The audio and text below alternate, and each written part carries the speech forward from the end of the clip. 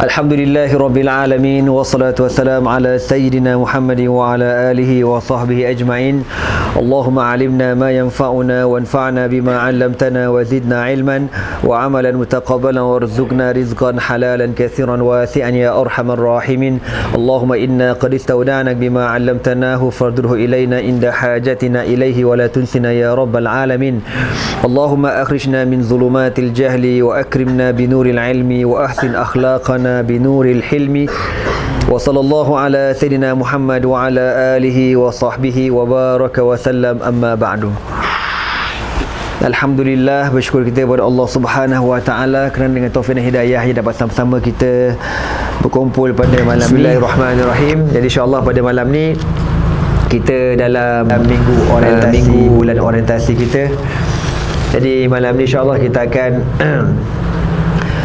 share beberapa perkara yang berkaitan dengan kita ni orang mengaji agama.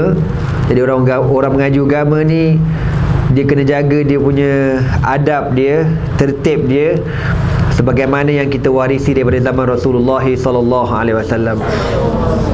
Dan untuk makluman abang kakak semua, adik-adik abang kakak semua, malam ni kita buat siaran langsung ke 3 buah negara. Yang pertama UK, United Kingdom, Ireland dan juga Perancis. Kau yang aku temberang ke? Serius kan? Sana dah ni lah. Dah online lah dah. Okey, jadi kita mengucapkan kepada pelajar Malaysia yang berada di UK, yang berada di Ireland, yang berada di Perancis, ahlan wa sahlan bikum ila ma'hadina ma'had turas al-islami. Mungkin nanti cameraman bolehlah pusing-pusing kan, tengokkan kokot dia nak tengok budak-budak ni macam mana rupanya. Bolehlah tengok rupa-rupa wali-wali Allah yang berada di kawasan. Wali bid'ah betul korang ni. Mariak gila. Okey. Jadi abang-abang, kakak-kakak dekat UK, dekat Ireland, dekat Perancis tu tengok korang, jadi korang kena skema lah malam ni Okey, jadi malam ni Ustaz nak cerita dengan korang semua kisah, jazakallah khairan, kisah seorang sahabat Nabi yang bernama Sayyiduna Abdullah bin Abbas radhiyallahu ta'ala anhu. Okey, sebelum tu, bila kita cerita pasal menuntut ilmu ni, semua orang wajib belajar. Sehingga Nabi Musa alaihi salatu wasalam pernah ditegur oleh Allah Subhanahu wa taala. Satu hari Bani Israel ni dia tanya dekat Nabi Musa satu soalan provok. Dia kata, "Ya Musa, man a'lamu ahli al-ard?" Wahai Musa, siapakah orang yang paling alim dalam dunia ini? Maka kata Nabi Musa alaihi salatu wasalam, aku yang paling alim. Tapi tak tahulah Nabi Musa tu cakap pasal dia memang confident dia alim ataupun dia bengang dengan soalan tu kan. Orang tanyalah soalan fiqah kan, ni soalan provok kan, siapa yang paling alim. Contohlah korang tanya soalan ke anak, Ustaz, dalam ramai ustaz, siapa yang paling handsome? Aku kata aku lah. Tak puas hati kan, mesti bengang punya. Ini soalan provok belaka ni. Jadi Nabi Musa alaihi salatu wasallam bila dapat soalan provok ni, dia kata aku yang paling alim. Akak, kau pasang belakang ekor Nabi Akak, bagi sejuk sikit. Pasang belakang dah. Bila Nabi Musa kata macam tu, maka Allah Ta'ala kata apa? Ya Musa, wahai Musa, engkau tidak alim. Inna li 'abdan bimajma'il bahraini huwa a'lamu minka. Allah Ta'ala kata, aku ada seorang hamba yang dia ni tinggal dekat sebuah kawasan di teluk tepi pantai. Dekat pantai ni dia ada kawasan teluk. Dia lebih alim daripada engkau. Maka kau pergi cari, kau belajar dengan dia, dan kau carilah dia ni. Maka Nabi Musa alaihi salatu wasalam, seorang Nabi, seorang Rasul yang diberi gelaran Kalimullah pun kena cari ilmu. Okey, itu mukadimah kita. Kita kembali kepada kisah kita ni. Abdullah bin Abbas radhiyallahu ta'ala anhu. Hadha sahabiyul jalil malakal majda bin atrafihi. Sahabat Nabi yang mulia ini, Allah Ta'ala kurniakan kepada dia semua kehebatan dapat dekat dia belaka. faqad ijtama'a lahu majdu suhbah Yang pertama, Allah Ta'ala kurniakan kepada Abdullah bin Abbas kemuliaan menjadi sahabat Nabi sallallahu alaihi wasallam. Kita ni bagakak diberikan kemuliaan menjadi umat Nabi Muhammad pun dah 1000 kali untung. Umat Nabi Muhammad sallallahu alaihi wasallam ni, yang Allah Ta'ala kata apa? Kuntum khaira ummatin ukhrijat lin-nasi ta'muruna bil ma'ruf wa tanhauna 'anil munkar. Allah Ta'ala kata kamu ni sebaik-baik umat yang Allah Ta'ala keluarkan kepada manusia. Tugas kamu suruh buat baik dan mencegah kepada kemungkaran. Okey, dah lah jadi umat Nabi Muhammad, lepas tu menjadi sahabat Nabi, lagilah mulia. Sahabat Nabi pula dia ada level-level dia. Ya, yang paling mulia di kalangan sahabat-sahabat Nabi ni al-asyarah al-mubasysyaruna bil jannah, 10 sahabat yang dijamin masuk syurga radhiyallahu taala anhum ajma'in. Yang kedua, kemuliaan yang Allah beri kepada Abdullah bin Abbas, majdul qarabah, kemuliaan menjadi saudara kerabat Nabi. Dia ni merupakan ibnu ammi Rasulullah sallallahu alaihi wasallam, sepupu kepada Rasulullah sallallahu alaihi wasallam. Yang ketiga, majdul ilmi, diberikan kepada dia ni kemuliaan ilmu, sehingga Abdullah bin Abbas ni diberi gelaran apa dia? Habru ummati Muhammadin sallallahu alaihi wasallam, dakwat kepada umat Muhammad sallallahu alaihi wasallam. Dakwat ni maksudnya ilmu yang banyak, Abdullah bin Abbas. Dan yang keempat, majdut tuqa, kemuliaan seorang yang amat bertakwa kepada Allah Subhanahu wa taala. Disebutkan dalam sejarah, wa kana sawwaman bin nahari. Budak tahun 4, tahun 3, tahun 3. Orang puasa dipanggil apa isim fa'il? Orang puasa shaim. Betul? Kalau orang tu banyak puasa dipanggil apa? Wazan mubalaghah. Kau jangan buat malu aku. Oh, lupa pula jawab. Lagi. Orang panggil apa? Kalau banyak mubalaghah. Adib. Apa Adib? Kau ni betul lah menjatuhkan kemaluan, betul lah kau ni. Kau yang kedua besar apa dia? Sebutlah dengan penuh confident. Ni malu-malu kemalu, menyampah, betul lah kau ni. Apa dia? Orang banyak puasa. Okey, kita bagi perempuan lagi, perempuan. Apa dia perempuan? Kuat sikit. Barang orang lelaki. Kau tengok tu. Ni tanda kiamat belaka ni. Aku tahun depan aku nak tutup sekolah ni, perempuan aku ambil perempuan je, lelaki aku malah ambil. Pemalas belajar semua ni. Sawam, orang banyak puasa, atau wazan fa'al, sawam. Maka Abdullah bin Abbas seorang yang amat rajin berpuasa, sawaman bil lail. Orang bangkit malam dipanggil apa? Orang lelaki. Sekali lagi, mencabar kejantanan korang. Qiyamul lail, bangkit malam, istilah qiyamul lail. Orang yang bangkit malam, bangkit dipanggil apa? Isim fa'il dia qaimun bil laili. Orang yang banyak bangkit qiyamul lail panggil apa? Qawaman bil laili. Maka Abdullah bin Abbas sifat dia apa? Sawaman bin nahari, qawaman bil laili. Seorang yang amat kuat berpuasa pada waktu siang dan amat kuat berqiyamul lail pada waktu malam. Ada 4 kemuliaan. Majdul as-suhbah, kemuliaan menjadi sahabat Nabi. Majdul qarabah, kemuliaan menjadi saudara kerabat Nabi, sepupu Nabi sallallahu alaihi wasallam. Yang ketiga, majdul ilmi, kemuliaan ilmu. Dan yang keempat apa dia? Majdut tuqa, kemuliaan menjadi seorang yang amat bertakwa kepada Allah Subhanahu wa taala. Bila dilahirkan Abdullah bin Abbas, ulida Ibn Abbas qabla al-hijrah bi 3 sanawatin.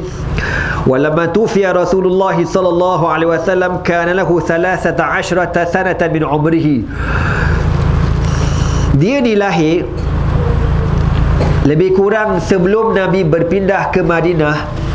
3 tahun sebelum Nabi berhijrah ke Madinah, dia lahir. Maksudnya dia lahir, Nabi duduk dekat Mekah berapa tahun? Dekat Mekah berapa tahun? Tengok tu. Ni aku rasa nak smackdown ni. Berapa tahun duduk kat Mekah? 13.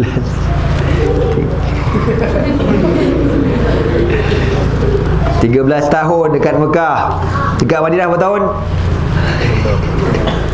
Alang jawab, tak sia-sia kau jadi anak aku lah boy.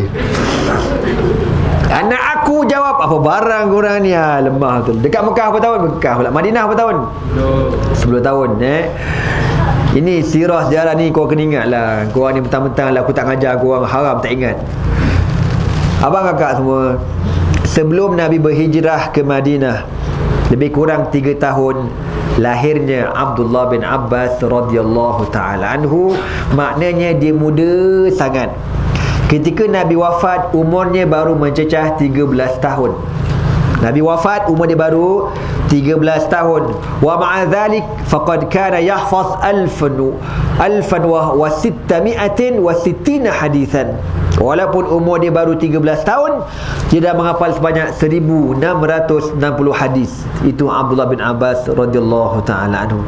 Kita ngaji belaka hadis matan arba'in 40. Ingat belaka hadis matan arba'in?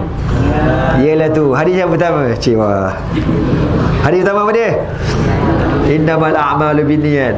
Hadis yang ada dalam matan arba'in, yang dia punya perawi itu Abdullah bin Abbas. Apa hadisnya? Cepat. Kau jangan buat malu company. Apa hadisnya? Sebut je.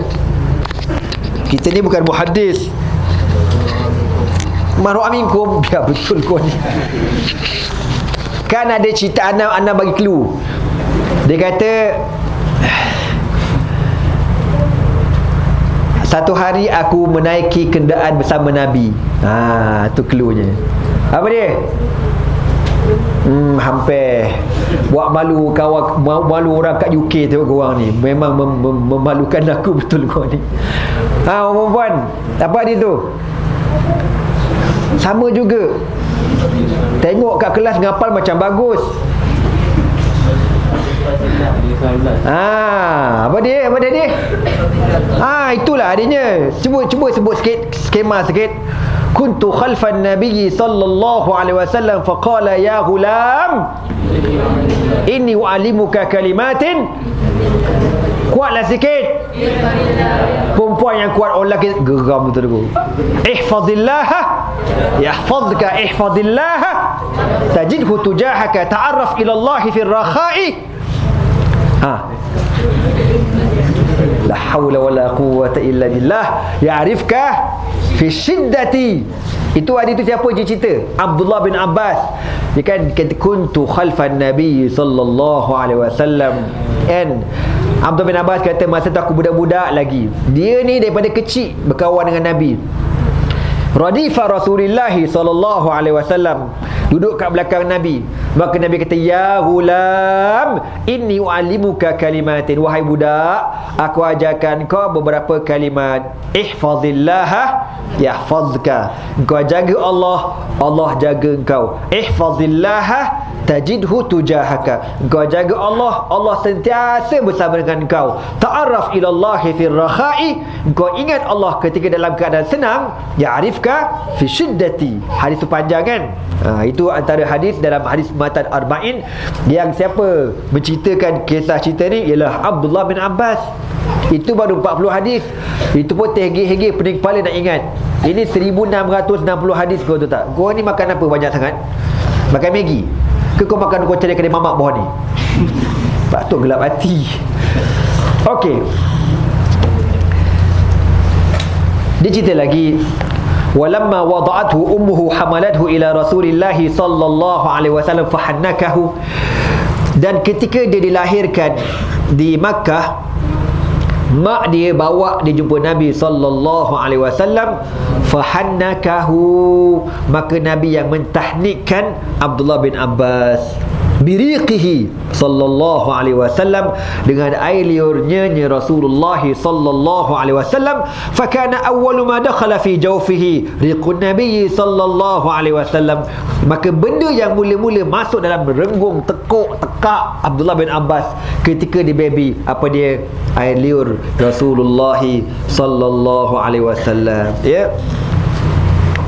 wa ma in hullat 'anil hulam al-hashimi tamaimuhu wa dakhala sinnat tamyiz.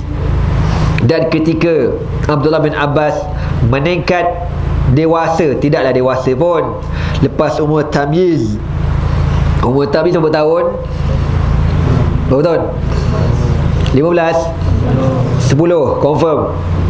Lebih kurang lah, ya. Jadi apa kerja dia? Kau tengok, ini yang Abdullah bin Abbas ajar kita.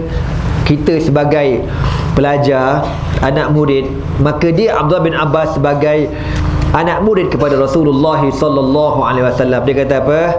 Fakana yu'iddu lahu ma'a wudu'ihi idza hamma ayyatawadda'a. Abdullah bin Abbas kata, setiap kali kalau Nabi sallallahu alaihi wasallam nak berwuduk, aku akan sediakan bekas wuduk Nabi. Zaman dulu dia tak ada macam kita ada pipe kan, ada kolam macam korang tu ada swimming pool lagi dalam asrama, yang bid'ah gila sama korang tu. Jadi zaman Nabi tak ada benda-benda macam tu. Air pula terhad, kena ambil dekat telaga. Maka Abdullah bin Abbas ni akan ambil air dekat telaga, bawa masuk dalam rumah Nabi. Fakana yu'iddu lahu ma'a wudu'ihi, dia sediakan air untuk Rasulullah sallallahu alaihi wasallam. Ini khidmat dia. Wa yakunu radifahu idza azama 'ala safar. Dan kalau Nabi SAW nak bermusafir, Abdullah bin Abbas akan berada bersama Nabi, bersiap sedia kalau apa-apa hal berlaku tengah jalan, dia akan tolong Nabi. Padahal umur dia masa tu baru lebih kurang 10, mungkin 11, mungkin 12, sebab Nabi wafat umur dia baru 13 tahun. Hatta ghada lahu kazilhi yasiru mahu ila sara wa yaduru ma fi falaki kaifa dara. Begitulah keadaan Abdullah bin Abbas, sentiasa berkhidmat kepada Rasulullah sallallahu alaihi wasallam. Jadi Imam Syafi'i kata, antara syarat kita nak dapat ilmu kena ada khidmatul ulama. Kita kena berkhidmat dengan orang alim baru dapat ilmu. Kita lain bang, kita tak sama dengan orang yang mengaji bukan agama.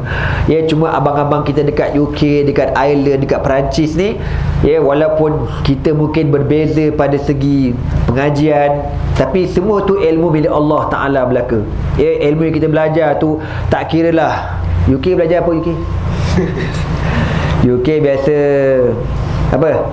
Medik, perubatan, doktor, hantar majalah. Itu pun merupakan ilmu Allah Subhanahu Wa Ta'ala kan. Ambil bahagian apa ni lagi account. Syam, UK belajar apa Syam? Business. Wah, business. Dekat Perancis belajar apa? Bonjour. Kan, Perancis belajarlah bahagian-bahagian doang, tapi nak khabar tu semua ilmu Allah Subhanahu Wa Ta'ala. Maka kita ni yang belajar cari keberkatan ilmu. Okey. Jadi Nabi dan Abdullah bin Abbas sentiasa berkhidmat. Ustaz dulu nak cerita kat korang, masa ustaz belajar dulu, yelah korang pasal duduk asrama kan, kita duduk rumah guru lain-lain. Cuma korang tadi Allah, korang dapat Ustaz Nan duduk kat sini kan, lepas tu Abang Benan duduk kat korang, Ustaz Faisal duduk kat korang kan, Ustaz Hussein, Ustaz Faisal akhirnya 3 orang kan. Kau ada 4 orang guru yang duduk dengan korang. Jadi korang ni sepatutnya, ni ustaz nak cakap, nak ajar korang amal benda ni, insya-Allah ilmu korang berkat. Korang jadi hamba dekat guru korang ni. Tu bahasa orang dulu gitu, hamba. Maknanya apa? Kalau ustaz tu nak basuh baju, kau kata ustaz ada baju kotor, kita nak tolong basuhkan. Bila time ustaz basuh baju, korang jangan menyibuk dengan baju-baju ke campur baju korang sekali. Tak campur. Bagus. Jangan campur, sebab baju korang ada najis mutawassitah. Tak boleh campur. Kena khidmat dengan guru korang. Ya, bila dia dah, contohlah kau dah basuh baju, ya, korang sidai baju dia, korang lipat. Nak lagi afdal, dia nak ngajar kau striker ni, sementara ustaz kau tu tak kahwin lagi. Benda tu dah kahwin lah kan, nanti dia bawa lah rumah dia datang, nanti lagi dia orang tu single presentan lagi tu. Nah, yang bujang tu kau berkhidmat dengan dia, kau berkhidmat. Guru ni kaedah dia, bila dia perhati ada anak murid ni rajin berkhidmat, nanti dalam hati dia doakan kau tak tahu benda ni, dia perhati, dia doa kan. Bila kita rasa benda tu, bila kau dah habis belajar besok baru kau dapat rasa. Zaman kau belajar, bila habis kau belajar, insya-Allah kau dapat rasa benda macam tu. Maka Imam Syafi'i kata, syarat nak dapat ilmu kenapa? Khidmatul ulama, berkhidmat dengan orang alim. Ustaz dulu masa belajar, ustaz ngajar belajar banyak tempat kan. Jadi masa kita belajar dekat, dulu kat mana? Dekat Kampung Kuantan, Batang Berjuntai, Kuala Selangor. Dia, jadi ada seorang ustaz tu, dia cacat tau. Orang ustaz tu OKU. OKU bukan orang kuat UMNO, orang kurang upaya. Jadi kena tolak dia punya kursi roda ni. Pergi sembahyang Jumaat lebih kurang 2 batu. Jadi kita tolaklah kursi dia sejauh lebih kurang 2 batu. Dengan kenapa kita buat macam tu? Mengharapkan supaya dia ni doakan kita. Dan insya-Allah dia doakan kita. Khidmat kita dengan dia. Kalau ustaz ngaji masa dekat Taman Islam dulu, kan, kita tiap-tiap minggu ada dia bagi kerja usrah. Kita disuruh berkhidmat, bersihkan rumah tok guru kita. Adalah minggu-minggu ni, minggu ni kau rumah ustaz ni kau menyapu, rumah ustaz ni kau menyapu, bersihkan longkang dia, ya, sapu sampah sarap, kutip sampah, kalau ada semak sama kau tebas. Buat macam tu. Untuk apa? Untuk mendapat keberkatan ilmu. Sehinggalah ditadikan Allah satu ketika tu, satu petang, tengah-tengah ustaz menyapu bawah rumah tok guru ustaz ni, kan, tengah-tengah nyapu, tiba-tiba isteri dia keluar. Isteri tok guru ni lah. Dia kata apa tau? Macam ni lawang weh, dia kata. Kau faham tak? Dia cakap Terengganu ni. Macam ni lawang molek ginilah Raja Sokmo boleh jadi menantu. Dia kata gitu. Maka ditadikan Allah, ketika dia cakap macam tu, malaikat mengaminkan doa dia. Faham? Sebab tahu kahwin dengan anak dia. Jadi aku dapat 2 keberkatan, berkat ilmu dan berkat anak dia sekali. Kurang kan dia? Cakap banyak. Tapi itu bukan tujuannya. Kang, adalah baik dengan aku kejap lagi tu, Kang. Kalau baik dengan aku, tujuan nak ngurat anak aku smackdown awal-awal lagi. Jadi bang kakak, kita buat kerana Allah. Kan? Kita pun tak tahu, kita budak pun tak tahu benda-benda kau. Tadi Allah Ta'ala nak kata macam mana, memang betul lah aku ikhlas buat itu. Maka nak kata macam mana, rezeki aku Allah makbulkan doa mak mentua tu. Tu nak kapuanya. Jadi kita kena khidmat. Jadi kalau kita guru tu, kan, kalau dia nak keluar mengajar, jadi rumah dia dengan masjid, kita pergi dekat rumah dia, tunggu. Dia akan bawa kitab, dia ada bawa air, dia ada bawa sejadah dia. Kita akan seorang bawa kitab, seorang bawa sejadah, seorang bawa air dia. Bawa dekat masjid, bentang sejadah atas apa ni? Atas meja, letak kitab dia, tuangkan air dia. Gitu orang dulu belajar. Sebab tu korang kena ingat, ilmu ni bang, dia bukan hanya dapat dengan sebab kau belajar, tapi mesti ada yang Imam Syafi'i kata apa dia? Khidmatul ulama. Kau kena berkhidmat dengan tok guru kau, baru kau dapat ilmu. Sebab tu bukan ustaz nak cakap lah ya. Wallahu alam, katanya kalau orang belajar di universiti dah kurang keberkatan dah. Sebab universiti dia tak ada benda macam ni, dia tidak ada khidmatul ulama. Contohlah ya, ialah pasal korang dekat dan cuma kan, kalau kau dah tahu, contoh hari ni Babenan nak masuk kelas kau, contoh, kita pun tunggu dekat pintu dia. Baba ngajar kelas kita orang ni kan, meh kitab Baba nak buat apa, tolong angkat, tolong bawa masuk kelas. Gitu. Khidmat dengan dia, benda kecil je bang, tapi kalau kau buat istiqamah kau buat, insya-Allah dia doakan kau, maka berkat ilmu kita tu. Okey. Hadatha an nafsihi faqal. Satu hari Abdullah bin Abbas cerita pengalaman dia. Hamma Rasulullah sallallahu alaihi wasallam zata marratin. Satu hari Nabi sallallahu alaihi wasallam nak berwuduk. Fama asra an a'datu lahu al-ma' fasurra bima sana'tu. Maka aku ni siap sedia, prepare untuk wuduk Rasulullah sallallahu alaihi wasallam. Lalu lepas habis Nabi wuduk, Nabi pun kata, "Ya Abdullah, qum an aqif bi izai."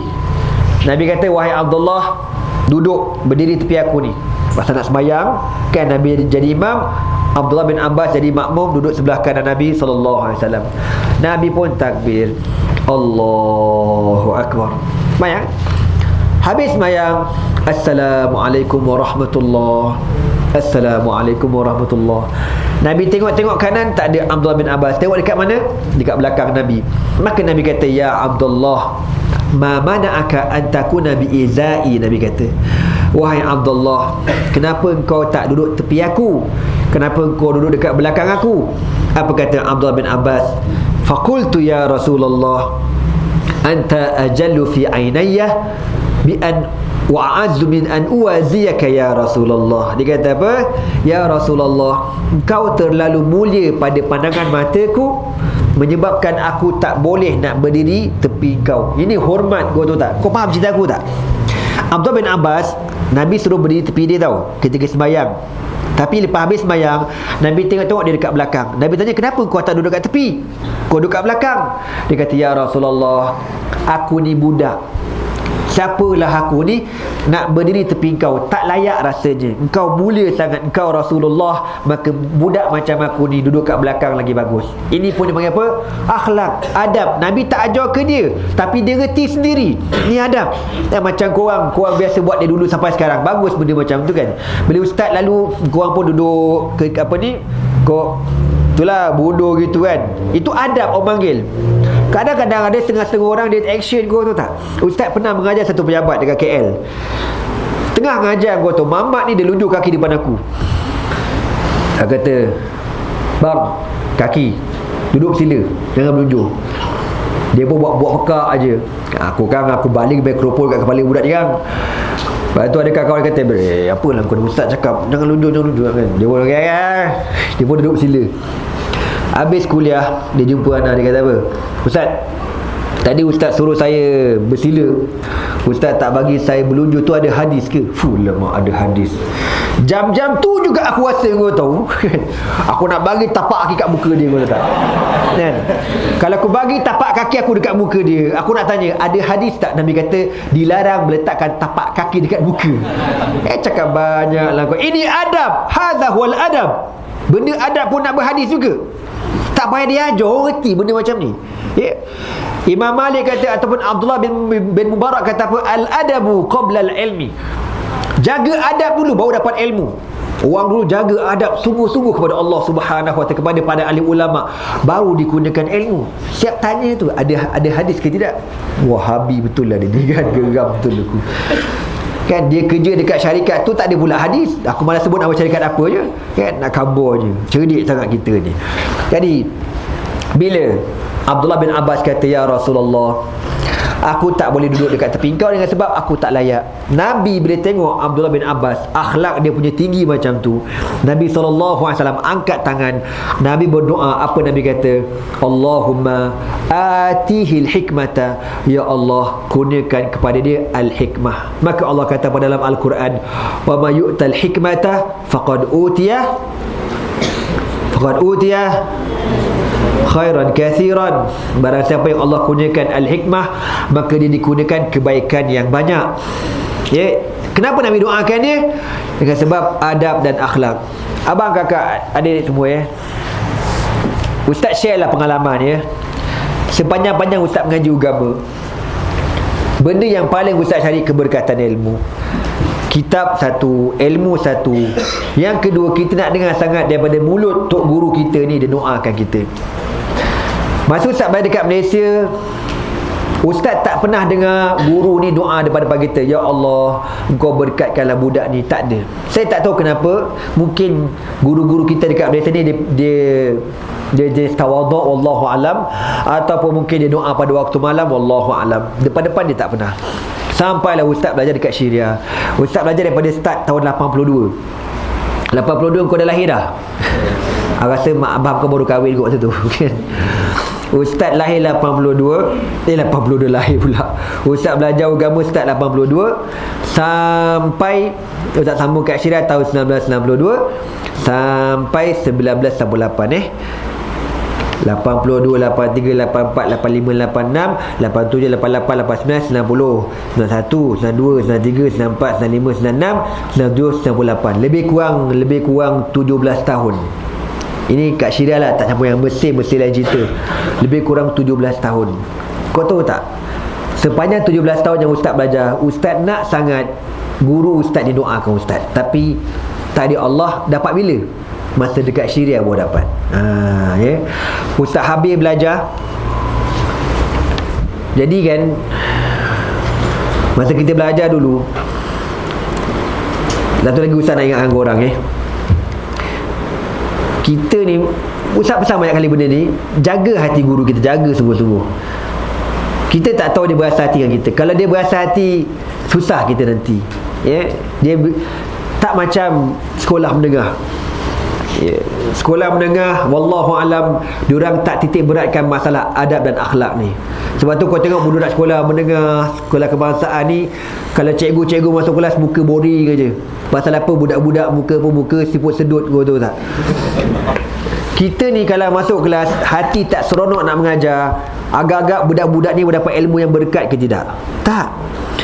Kalau kita datang hati tu seronok nak mengajar, itu yang menyebabkan ilmu tu mendapat keberkatan. Jadi ustaz punya prinsip masa belajar dulu, ustaz takkan mengecewakan hati guru tu. Macam mana pun aku takkan buat dia kecewa. Contoh, sebagai contoh soalan periksa, kan? Dulu arwah bapa mertua ustaz, tuan guru juga kan, yang mengajar ustaz dulu, dia kata apa? Kita kalau periksa ni, jangan komen soalan. Dia kata apa tu? Dia ajar kita satu kaedah. Dia kata apa? Tugas guru buat soalan.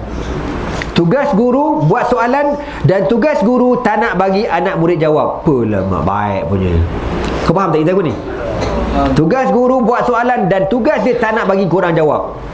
Tapi kita sebagai anak murid, tugas kita apa dia? Kita akan usaha sampai boleh jawab.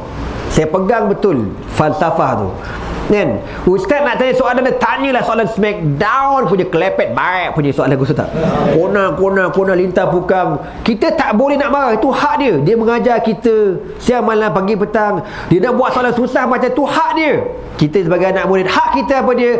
Usaha, belajar, berdoa, bertawakal pada Allah, minta Allah mudahkan, itu je. Tapi kalau kita tengok soalan, oh Allah, susah je lah. Aku dah komen dah. Dulu masa Ustaz belajar dekat Al-Azhar, masa belajar Ustaz kat Al-Azhar tu, soalan susah. Ya, memang susah soalan. Ustaz ingat lagi. Jadi bila diorang ni dah dapat soalan kan, bila tak jawab, dia masuk dalam van nak balik ke rumah ni, dia belebeh dalam van tu. Bahasa soalan bodoh doktor, dia kata gitu. Bahasa naka doktor tu bersyarah lah. Aku kata la haula wala quwwata illa billah. Kau maki pensyarah kau, macam mana kau nak dapat keberkatan ilmu? Ya, sungguh betul-betul. Orang yang bukan kita nak kata kita kenal orang ni. Orang ni bila dia balik, dia tak jadi, dia buat kerja lain. Dengan sebab apa? Dia tak ada adab dengan guru dia. Kita dulu, macam mana susah soalan tu, dah jawab, dah usaha, aku tawakal pada Engkau ya Allah. Sekali tengok-tengok, ya Allah, ada juga yang tak jawab. Kita balik, tak ada buat kerja lain, kita buat apa? Sujud syukur pada Allah. Aku syukur ya Allah, banyak ni kau bagi pada aku redha. Jadi abang-abang kita dekat UK, akak-akak kita dekat UK, dekat Ireland, dekat Perancis kan, kalau dapat exam macam tu lah, kita dah usaha dah menghafal bagai nak pecah kepala orang kata. Bila dah habis jawab, syukur, sujud syukur. Sebab Allah dah takdirkan banyak tu yang kau boleh buat. Jangan nak lebih-lebih lah. Jadi kalau kita tak buat benda macam tu, kita akan frust. Kita, kenapa lah aku tak jawab apa-apa lah, mula lah kau. Itu yang makan pil tidur lah, makan Panadol berlantak sampai berapa 2 biji, 18 biji sekali telan. Terus arwah inna lillahi wa inna ilaihi raji'un kan. Jadi tekanan perasaan. Tapi jangan warak sangat, jangan redha sangat pula. Ustaz tanya je lah ustaz, saya bertawakal pada Allah Subhanahu wa taala. Dalam dia hantar balik soalan. Hati mana kena lutut dengan aku tu. Itu tak lepas ada kelas mana tu, lu fikir sendiri dah kelas mana tu. Tahun ni kau buat lagi perangai macam tu, kau kena aku. Kan, kau jangan main. Ilmu tu usaha bang. Abang kakak ustaz dah cakap korang, kita belajar ni, kaedah ni orang panggil apa? Kaedah belajar insya-Allah berjaya. Semua subjek yang kau belajar hari ni yang kau belajar, hari ni juga kau baca, hari ni juga kau buat homework, hari ni juga kau ulang kaji. Jangan ditangguhkan besok, lusa, tulat tunggil, jangan kau tangguh macam tu. Semua subjek yang kau belajar, hari tu juga kau baca, kau ulang kaji balik. Yang kalau kau tak faham, kau tanya kawan-kawan korang yang boleh bagi faham.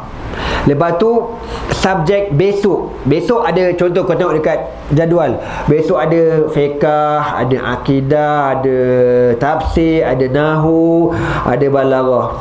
Agak-agak lah ustaz baca lebih kurang satu buku surat. Kau baca supaya kau dapat gambaran awal. Besok kau masuk kelas, kau dah bersedia. Bila ustaz cerita, ustaz ngajar, korang dah boleh, kau panggil apa, dah bersedia otak kau untuk terima. Itu orang panggil belajar. Sebab tu kita dulu masa belajar, rehat ni terlalu sikit. Kalau makan tu, saya ingat kita ada hanya 15 minit saja untuk makan. 15 minit je aku makan. Lepas tu aku akan study, belajar ya. Okey, cerita pasal bab tadi tu, tentang redha guru kita. Masa ustaz belajar dulu, ada seorang ustaz ni, dia mengajar ilmu faraid. Nama dia almarhum Syekh Abdul Samad Al-Hanafi. Dan ustaz ni faraid paling tak suka. Aku memang tak reti faraid ni. Tapi ustaz ada satu prinsip, ustaz takkan buat guru ustaz berasa hati. Macam mana aku bodoh pun bab faraid ni, aku akan usaha tak nak buat dia berasa hati. Akhirnya ustaz panggil seorang kawan ustaz, dia ni budak Romania.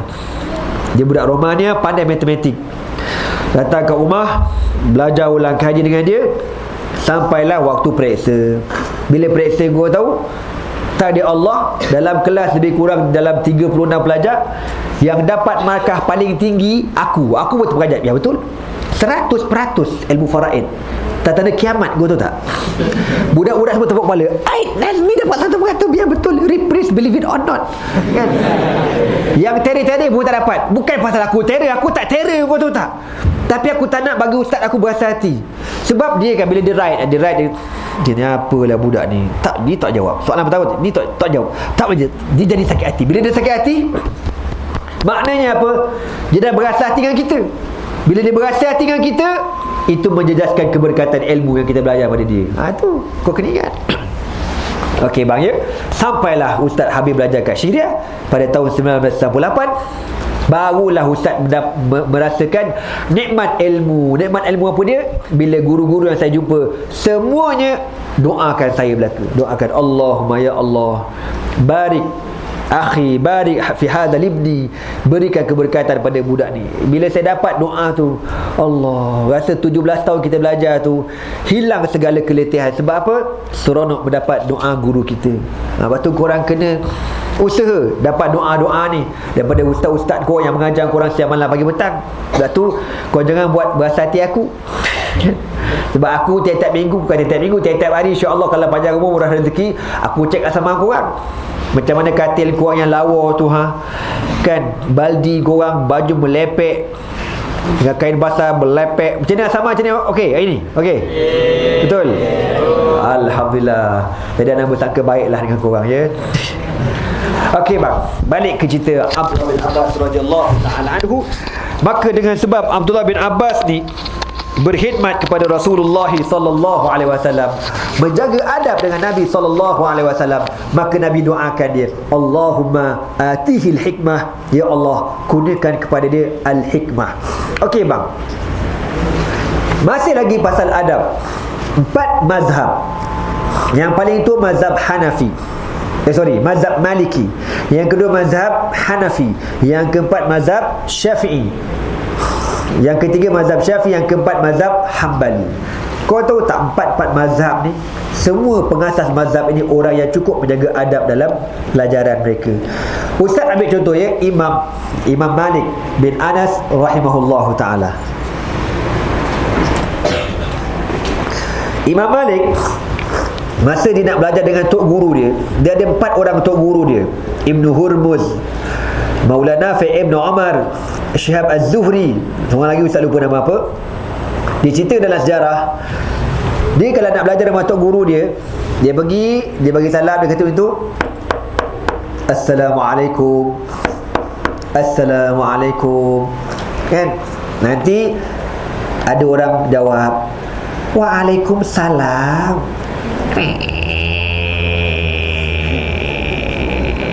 Tu punya engsel pintulah. Ya, mau apa ya? Keluar bibik tok guru. Tok guru yang mana ada bibik. Mau belajar. Mau belajar? Sebentar ya. Bibi masuk. Pak Kiai, di luar ada seorang budak mau belajar. Bisa masuk. Apa kata Tok Guru Imam Malik? Khabar dekat budak tu, aku nak tidur. Aku tak nak ngajar, aku nak tidur. Tok Guru dia kata macam tu. Bibi pun keluar. Tok Guru bilang mau ngorok. Dia kata. Apa kata Imam Malik? Tak apa, biarkan Tok Guru tidur. Saya tunggu dekat depan rumah. Tunggu depan rumah. Tunggu. Lebih kurang 40 minit menunggu depan rumah. Agak-agak Tok Guru dah hilang, mengantuk dah tu, ketuk balik. Assalamualaikum. Assalamualaikum. Ya, waalaikumsalam. Loh, kamu lagi? Mau apa ya? Mau belajar? Sebentar ya. Jumpa Tok Guru. Tuan Guru, itu budak tu ada lagi dekat luar bilang mau belajar. Tok Guru apa? Kau cakap dekat dia, aku mengantuk, aku letih hati tak? Suruh balik. Tuan Guru bilang suruh balik. Hari ni enggak ada kelas ya. Barulah Imam Malik balik guru tak. Gitulah tiap-tiap hari. Kadang belajar berapa minit, yang lebihnya kena maki, kena hambat dengan Tok Guru dia. Tapi dengan sebab sabar Tok Guru tu tak, Allah berikan ilmu yang luar biasa kepada Imam Malik, sehingga disebutkan dalam satu kaedah, dia kata apa? La yufta wa malikun fil madinati. Tidak ada orang berani mengeluarkan fatwa selagi mana Imam Malik hidup di Madinah. Dengan sebab apa? Sabar dengan kerenah guru tu. Ustaz ingat masa Ustaz belajar kat Syria, ada seorang guru Ustaz, nama dia Syekh Qasim Nuri. Dia tahqiq kitab banyak, kitab mazhab Syafi'i ni. Kita kalau belajar dengan dia dalam satu bilik kat masjid tu, dia kata, ya Allah iftah ya Nazmi, buka kitab. Wait, aina wasalna? Dia baca lah, contoh dia baca Okey, dia kata kita, ya Allah ikra. Dia tu kita baca. Kita baca لما اعتزل بعض أصحاب علي وخذلوه في نزاعاته مع معاوية رضي الله تعالى عنهما قال عبد الله بن عباس علي رضي الله تعالى عنه إذن يا أمير. Kita baca tengah-tengah bacaan, tiba-tiba Syekh ni dia ambil handphone dia, saya saja dia call kawan dia. Hello. Kita baca. Baca. Sembang aku hati biar betul Syekh ni. Nak mengajar aku ke nak sembang ni? Sembang bukan sekejap Arab Syekh. Lama setengah jam. Habis masa gitu. Aiwah. Datuk, aku pun diam je lah. Dia kata, wallahu a'lam bissawab. Habis dah. Baru 3 baris baca. Dia kata besok pula aku datang. Sambung, datang pula besok pagi. Besok pagi datang, baca macam tu. Qala musannif rahimahullahu ta'ala wa nafa'na bi'ulumihi fi darain. Anshudukumullah afa hukmu rijal fi haqni dima'ihim wa anfusihim wa salahi dhatina. Saya saja dia ambil urutan, dia kata aku pelapak, dia kata aku aduh.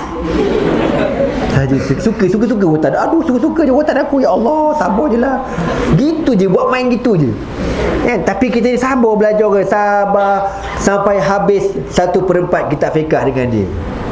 Jadi kadang-kadang guru ni dia macam tu, dia nak mengetes kau, nak tahu sejauh mana kesabaran kau dites. Macam ni tak. Zaman sekarang kalau pergi rumah ustaz, Assalamualaikum ustaz. Kenapa tak jawab ni? Assalamualaikum. Cuba kau call. Terus call lah pula. Ustaz dah silent lah handphone. Call tak angkat. Projek apa? Dia kata ustaz projek lah pula. Mangkuk betul. Tak tahu ustaz tu berak kau tu tak, sakit perut ke apa. Dia buat tu cakap tu, anybody home? Itu confirm tak dapat ilmu. Confirm. Cakap banyak tak ada. Maka Imam Malik jaga macam tu. Kau tahu tak? Abdullah bin Abbas yang kita cerita ni, pernah dia nak ambil satu hadis daripada seorang sahabat Nabi. Dia dah alim. Abdullah bin Abbas ni alim. Dia ni ramai dia punya anak murid. Tapi dengan sebab dia nak pergi belajar, tengok dia kata dalam cerita ni, anda baca. Okey. Satu hari dia mencari seorang sahabat Nabi, yang sahabat ini ada meriwayatkan satu hadis. Dia pergi. Abdullah bin Abbas ni alim, tapi dia nak belajar juga. Akhirnya Dia pergi dekat rumah sahabat Nabi ni. Dia pun pergi waktu bila? Waktu Qailulah. Qailulah ni waktu bila bang?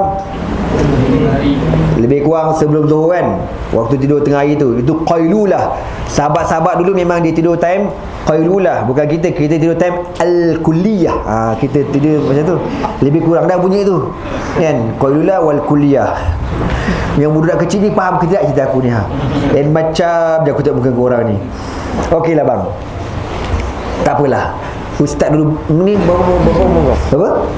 13 tengok. 12 tahun. 12 tahun? 14. 12 tahun siapa 12 tahun? Begat. Kau 12 tahun begat? Kalau darjah 2, darjah 3 betul?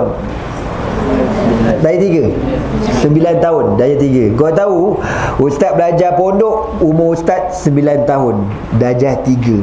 Tak tahu apa benda, hingung meleleh, muka selebet, berak entah basuh lidah aku tak tahu kan. Memang selebet gila. Kau bayanglah umur 9 tahun kau tu belajar pondok, mak hantar dalam hutan belantara, kau tahu tak? Duduk dalam hutan, muka cakbeng gitu kan. Allah, susahnya kalau kenal kembali kan. Tapi itulah, kalaulah Allah Ta'ala tak gerakkan hati mak saya, hantar saya dalam hutan tu, so tak ada ustaz aku ini kan. Dengan sebab belajar tu kena sabar. Umur 9 tahun masuk hutan. Kita mana Shah Alam, bandar paling maju di Malaysia, you know. Orang-orang kaya saja di kawasan Shah Alam, macam Haram Jadah, menyampah. Okey, jadi Abdullah bin Abbas pergi waktu bila Qailulah. Dia pergi, dia tahu waktu ni sahabat ni tengah tidur, dia tak akan ganggu. Dia pun duduk dekat depan pintu, baring depan pintu. Depan pintu, kau tahu tak, baring depan pintu tu. Jadi zaman dulu kan jenis padang pasir. Dia kata bila aku tidur, bila aku baring tu, debu datang ni, debu pasir, angin.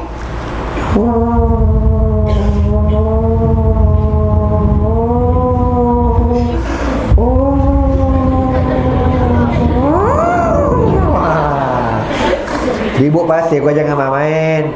Masuklah dekat mata aku, masuklah dekat lubang hidung aku, tapi tak bergerak. Duduk depan pintu rumah Tok Guru. Lebih kurang 40 minit. Sahabat dia pun dah lega dah, apa kan, dah bangkit. Dia pun buka pintu. Krik. Dia buka. Masya Allah, ya ibn ammi Rasulullah sallallahu alaihi wasallam, wahai sepupu Nabi, madza taf'al, madza tasna huna, kau buat apa kat sini? Aku datang nak belajar. Anak datang belajar? Alamak. Kenapa kau tak panggil kau punya anak murid, suruh aku datang tempat kau? Pasal Abdul bin Abbas ni, kalau bahasa kita kan, dia ada pondok besar, anak murid dia beribu anak murid kau, tahu tak? Kebabur punya anak murid dia ramai ni. Apa salahnya kau suruh anak murid kau seorang panggil aku datang jumpa kau? Kau kan sepupu Nabi, kau Tok Guru besar. Apa kata Abdullah bin Abbas? Fal ilmu yu'ta wala ya'ti. Tu kaedah dia ajar. Fal ilmu yu'ta wala ya'ti. Ilmu tu didatangi. Mana kita nak ilmu, kita kena cari, bukan ilmu cari kita. Sebab tu berkat orang dulu kan. Kita ni, sebab tu korang kena datang belajar. Nak ilmu kau kena cari, bukan ilmu tu cari engkau. Sebab tu yang pesen, dia panggil ustaz ngajar dekat rumah-rumah ni, kurang keberkatan dia. Yang korang ni berkat. Sebab apa? Korang mencari ilmu. Yang kat luar-luar tu kadang-kadang tu, apa nak buat, panggillah ustaz ngajar rumah, okey lah, gitu. Tak jadi. Dia nak cari ilmu tu. Fa innamal ilmu yu'ta, didatangi, wala ya'ti, bukan dia cari kau. Imam Malik, setelah dia jadi orang alim, satu hari raja panggil dia supaya mengajar dekat istana. Imam Malik diarahkan supaya mengajar dekat istana raja.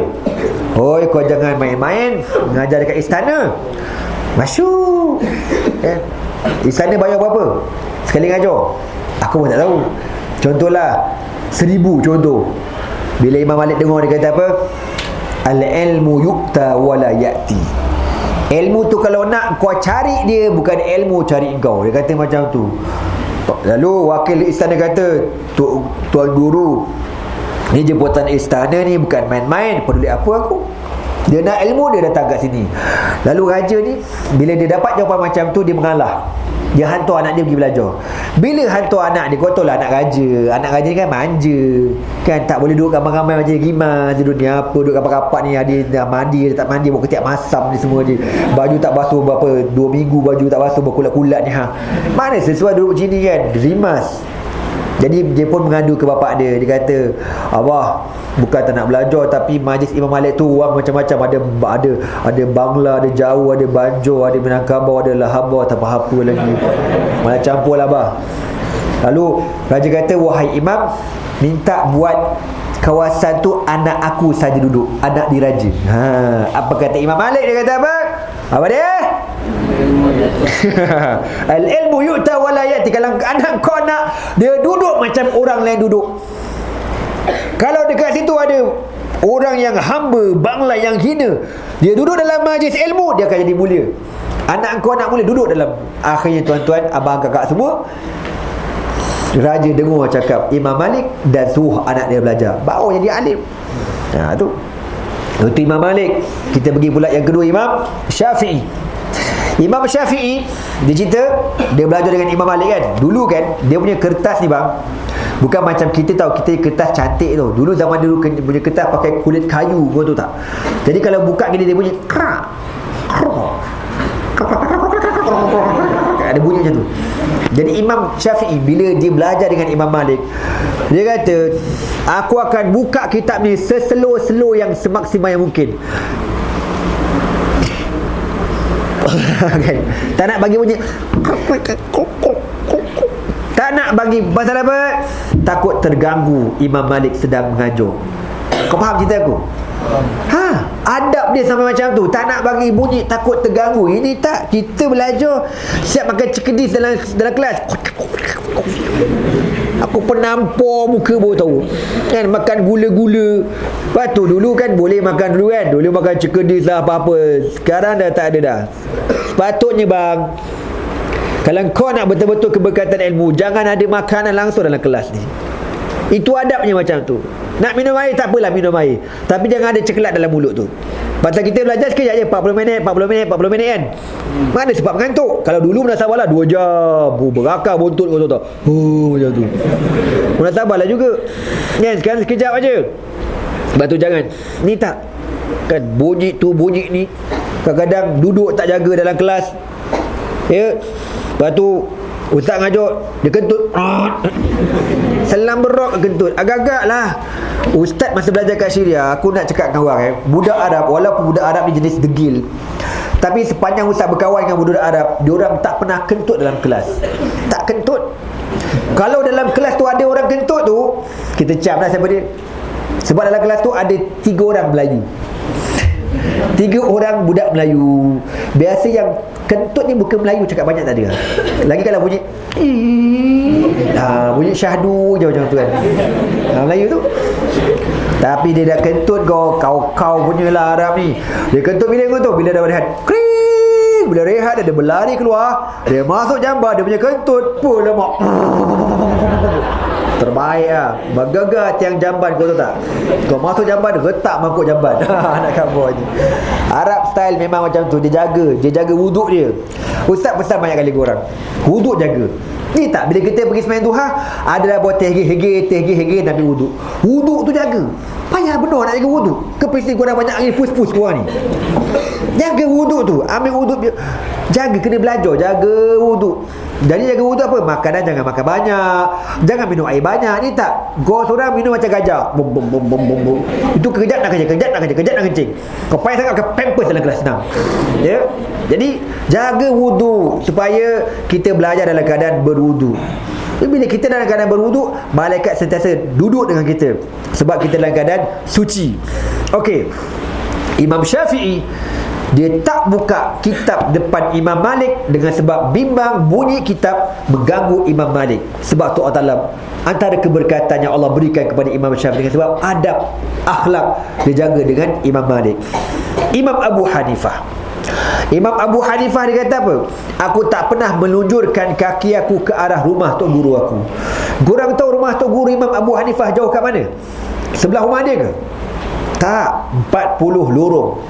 40 lorong daripada rumah Imam Abu Hanifah nak ke rumah tok guru dia. Saya pun tak tahulah jarak lebih kurang. Contohlah ya. Mungkin kita dekat sini, rumah tok guru dekat Masjid Padang Jawa tu jauh tu. Makna kalau kita lunjuk kaki, bukanlah kena rumah tok guru tu. Adalah rumah apek depan tu, rumah tak mana-mana ke Porenggek situ kan. Kena rumah dia dulu. Tapi tak, dengan sebab itu arah rumah tok guru aku takkan lunjur kaki. Tu adab akhlak, kau tahu tak? Imam Ahmad bin Hanbal ketika dia diseksa dengan seksaan yang teruk, sampai terpaksa dipapah balik ke rumah, terbaring, badan dia luka habis ni Masa dia uzur sakit tu, datang seorang ulama ziarah dia.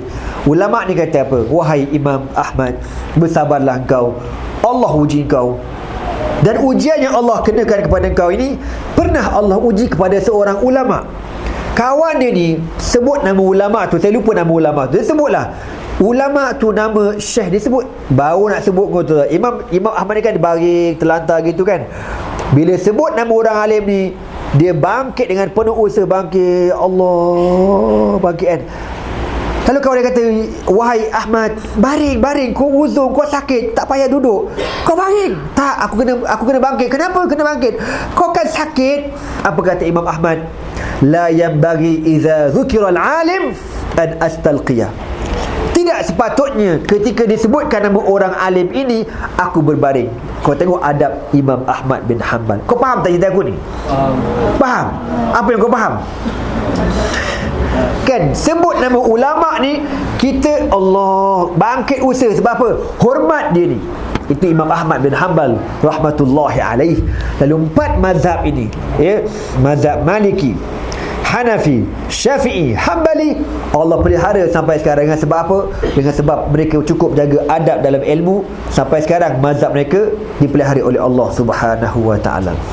Okey bang, last call sebelum kita buka soal wal jawab. Kalau time musim haji, Abdullah bin Abbas dipanjangkan umur sampai ke zaman kerajaan Bani Umayyah. Masa tu yang jadi khalifah siapa dia? Muawiyah bin Abi Sufyan. Korang kenal Muawiyah bin Abi Sufyan? Kenal? Angguk je lah, kenal? Macam tu, walaupun korang tak kenal, aku tahulah. Okey bang, jadi kau tahu kan, kalau raja khalifah ni, dia punya escort ramai tau. Ramai yang escort dia orang kan.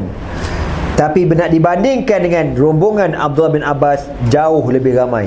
Nak kabarnya anak murid Abdullah bin Abbas ribuan, ratusan ribu, nak dibandingkan dengan pengawal-pengawal raja ataupun khalifah ketika itu. Disebutkan dalam sejarah Abdullah bin Abbas, rumah dia, siapa ada soalan dengan kakak, tulis cepat-cepat, bawa kat sini. 2:30 kita buka soal jawab. Abdullah bin Abbas ni, rumah dia setiap hari dipenuhi oleh orang ramai. Setiap hari.